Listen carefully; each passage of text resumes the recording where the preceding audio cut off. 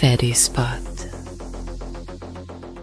Kalau kita bicara soal surat terpanjang di Al-Quran, pasti semua langsung kepikiran Al-Baqarah kan?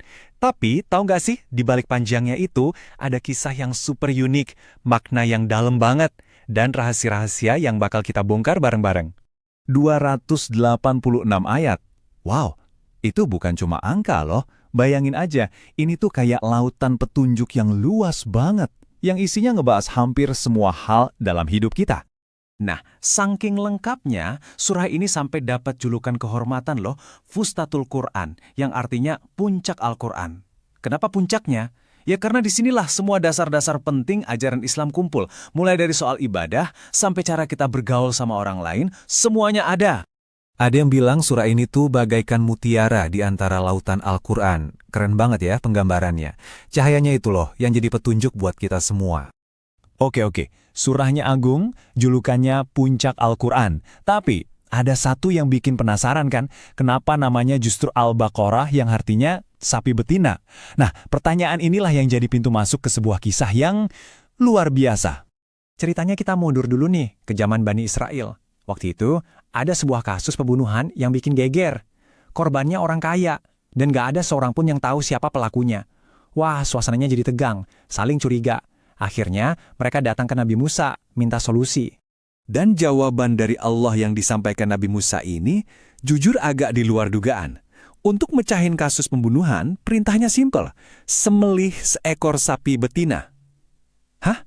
Sapi betina? Apa hubungannya coba? Gimana reaksi mereka? Bukan yang langsung nurut, mereka malah bingung dan curiga. Mereka pikir, ini Nabi Musa lagi ngejek kita ya? Gak masuk akal banget katanya.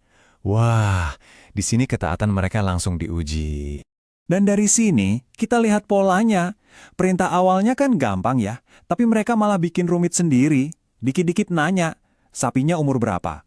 Udah dijawab, nanya lagi, warnanya apa? Terus nanya lagi, kondisinya gimana? Duh, makin ribet. Akibatnya, ya kelihatan banget. Dari yang tadinya perintahnya cuma sapi betina mana saja, bebas. Karena kebanyakan nanya, tugas mereka jadi super susah. Mereka harus nyari sapi yang spesifikasinya detail banget, umurnya pas, warnanya kuning tua yang enak dilihat, bahkan belum pernah dipakai buat kerja di sawah. Langka banget. Setelah susah payah, akhirnya dapat juga sapinya dan disembelih. Perintah berikutnya datang. Mereka disuruh memukulkan sebagian daging sapi itu ke jenazah korban. Dan terjadilah keajaiban. Dengan izin Allah, jenazah itu hidup lagi. Dan dari mulut jenazah yang hidup kembali itulah kebenaran akhirnya terungkap. Dia nunjuk langsung, yang bunuh saya itu keponakan saya sendiri. Dia ngincer warisan saya. Wah, misteri akhirnya terpecahkan. Jadi intinya apa nih? Kisah sapi ini bukan cuma soal detektif-detektifan loh. Poin utamanya adalah, ini jadi bukti nyata kekuasaan Allah. Bukti bahwa dia bisa banget menghidupkan lagi yang sudah mati, kapanpun dia mau. Nah, kisah yang keren ini, yang sampai jadi nama surahnya, ternyata itu baru sebagian kecil aja, cuma satu dari lautan pelajaran di dalamnya. Yuk, kita lihat gambaran besarnya sekarang. Makanya, Al-Baqarah itu sering disebut sebagai kompas kehidupan. Kenapa kompas? Karena ini benar-benar panduan super lengkap yang ngasih arah buat kita dalam ngejalanin hidup. Isinya tuh dalam banget. Ada soal akidah buat nguatin keyakinan kita. Ada syariah yang isinya hukum-hukum Islam kayak puasa dan warisan. Terus ada juga kisah-kisah para nabi buat jadi panutan. Panduan soal akhlak atau etika. Bahkan sampai gambaran tentang hari kiamat. Lengkap banget kan? Tapi bukan cuma itu. Selain jadi kompas, di dalam Al-Baqarah ini tersimpan harta karun tersembunyi. Yaitu ayat-ayat spesial yang punya keutamaan luar biasa. Oke, sekarang kita masuk ke bagian rahasia berkah ini. Kita intip ayat-ayat super istimewa yang ada di dalamnya. Nah, ini dia dua di antaranya yang paling populer. Pertama, ada ayat kursi, ayat 255. Ini dikenal banget sebagai perisai pelindung dari gangguan setan. Terus ada dua ayat terakhir, ayat 285 dan 286.